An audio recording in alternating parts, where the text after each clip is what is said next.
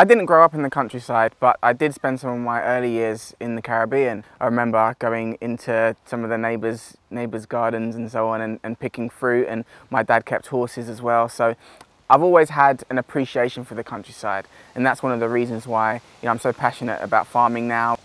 When I moved out of my family home, I purchased this farm, and I didn't actually buy it with the hope of going into farming.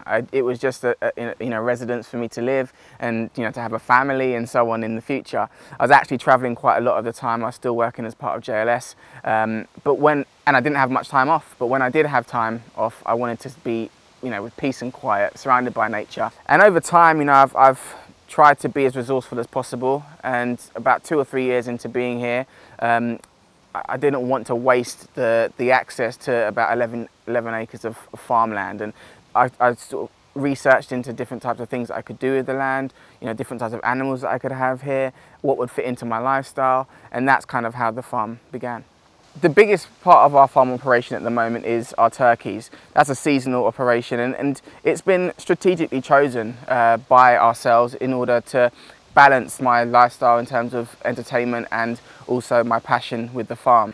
So it's growing year on year, and we're becoming a firm favourite within our local community, and for me that's what the farm is all about. Running the farm and music and entertainment don't really fit.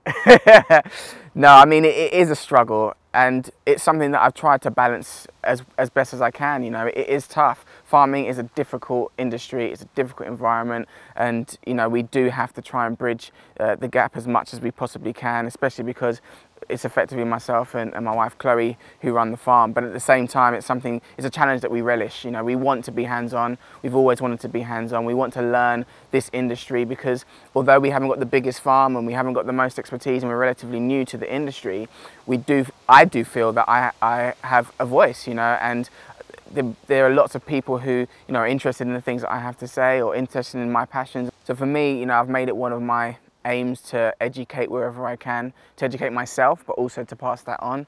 I've got a little boy now, Ace, and I think it's really important for him to be immersed in the countryside lifestyle wherever possible, and to understand the origins of his food and to be passionate about that. And I think the more support that we can give to the farming community, the more support we can give to people and knowledge to people about the farming community, it's just going to give us the expertise, the support, the development that we need in order to look after our countryside, to look after our farms, but also to be able to continue to sustain the demand that we as a society need.